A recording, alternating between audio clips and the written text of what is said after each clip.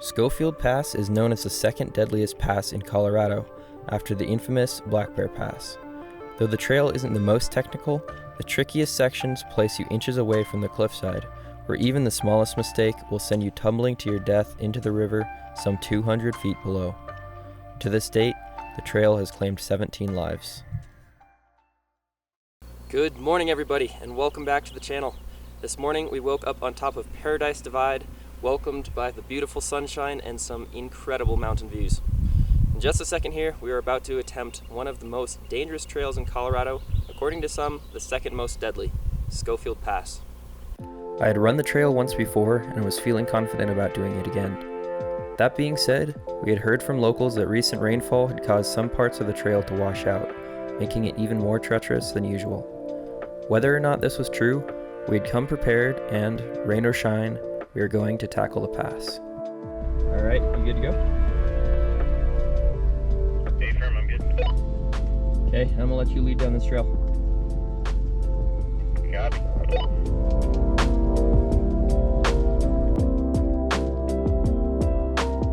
From the divide, we worked our way down the forest road into the valley and through the old town of Schofield.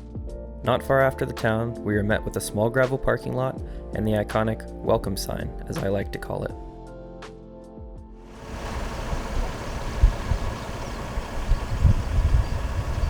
Well guys, we made it to the trailhead. Normally we'd air down here, but because it's such a short trail and we're trying to make it through and save a little time, we're just not going to air down. If we need to, we'll do it along the trail, but we're about to get into the gnarly stuff. I think we're all ready, so let's get going.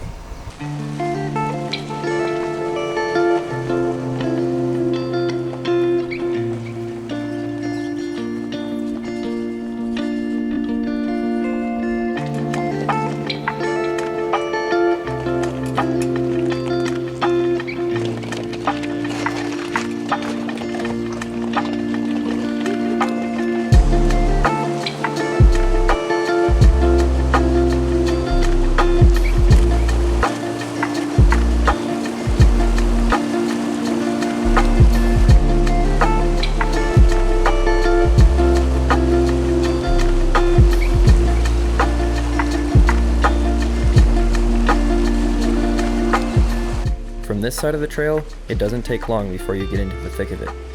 A few sections of rocky trail, 2 river crossings, and then you're there, staring down a narrow shelf road at the mouth of an ominously steep canyon. No turning back now.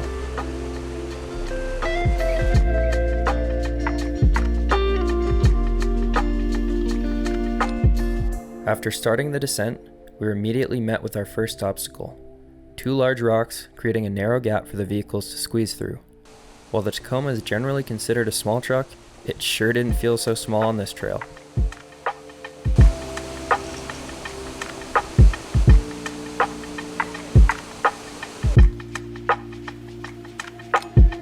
What's the take on Schofield so far? Oh man, I feel like this is a pretty small truck, but I wouldn't go something like this. any bigger than this on here. I don't know. It's stuff like this gets me thinking, like, is it really worth it? But I don't know. So far, it's fun. This is the worst of it. As soon as we get basically down there where it turns around and across the bridge, and it gets a lot easier. Yeah, and as long as we have spotters and take it super slow, I think it's doable. It's just, I don't know, kind of sketchy. It's mostly the risk factor of the river down there. Yeah, the stakes right are high. Right? If you screw up or misjudge a rock or whatever, I mean, it's bye-bye.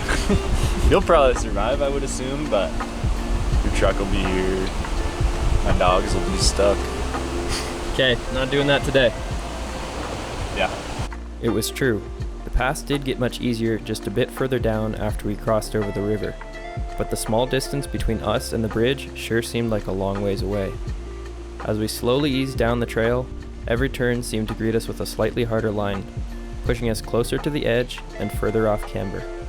Not the kind of trail to take lightly.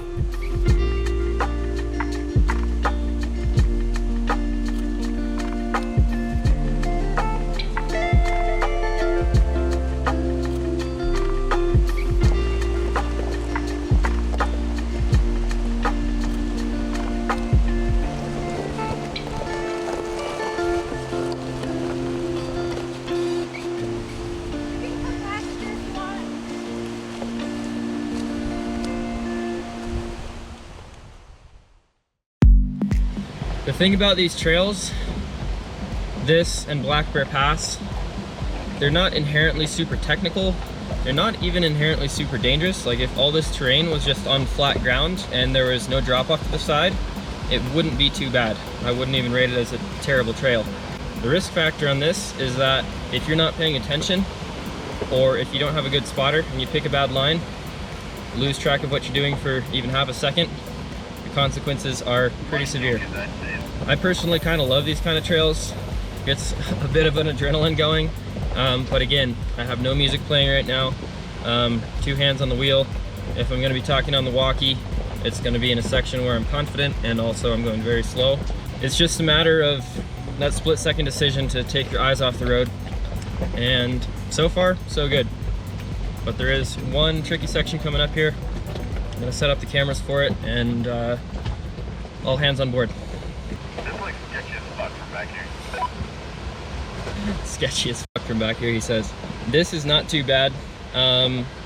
Once we turn this corner, we're going to be dropping down into that section I was talking about, where it's a bit off camber and a bit rocky. The river's super loud right now, so it's probably going to be hard to hear me, but we're almost all the way down the trail. Right now I'm scouting out this last obstacle, which in all honesty might be one of the trickiest of the whole trail. There's been a lot that has gotten us very close to the edge, but this one is probably the most technical in terms of getting over rocks and finding a good line. I actually scraped my axle on here last time, so not something to joke around with. We're going to take our time, and then once we're through, get to the bridge and I think take a little swim, maybe a little lunch. The time I had run this trail previously, I had been going in the opposite direction. This meant 2 things. 1, that I could see the trail as it angled up in front of me, and 2, the cliff was on the driver's side, so it was very easy to judge distance. This time, we weren't so lucky. We were descending the trail this go-around, and from the inside of the truck, you could see absolutely no trail in front of you, as if you were about to drive off a cliff. This left no option but to put 100% trust in your spotter. A very eerie feeling for someone who usually wheels solo.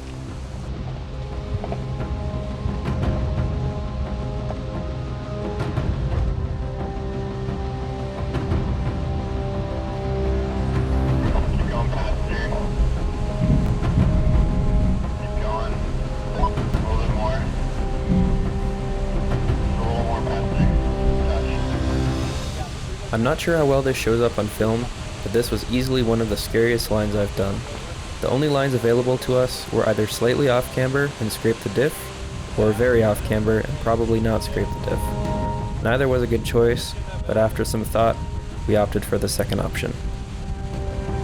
You're getting close to your death, but try and lean you out a minute once we get your passenger on here. Yeah, you're looking really good. Keep it coming.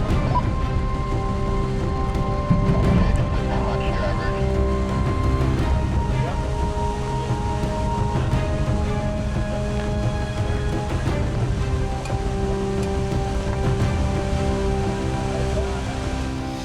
Oh my gosh. It takes a lot for me to get a big adrenaline rush, and oh wow, my heart is pounding hard. Finally, I'd made it through the most nerve-wracking section of trail. Now, it was Nico's turn.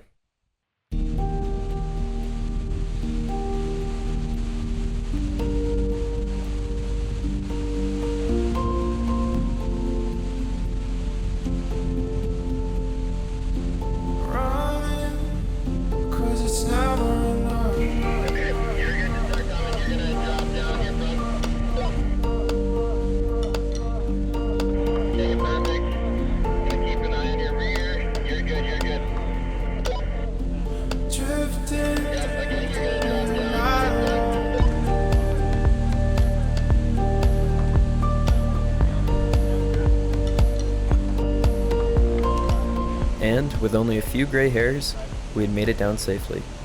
The worst was over. It was time for a well-earned lunch and an ice-cold swim in the Crystal River to chill the nerves. There's a whole convoy that just pulled up. I know, I was so lucky. Dude. Oh my god. I smell nervous, dude. I can smell myself, bro. It takes a lot for me. I haven't gotten that much adrenaline in years. Oh man, honestly. I mean, my job is going in the to do that. It's down. It's down. Don't touch me. Dude, I think I need to jump in here. Good day to be alive. Yeah. Bye, guys. Well, we have officially made it through the hardest part of the trail. We're now down here at Devil's Punch Bowl, so I think it's time to go for a swim.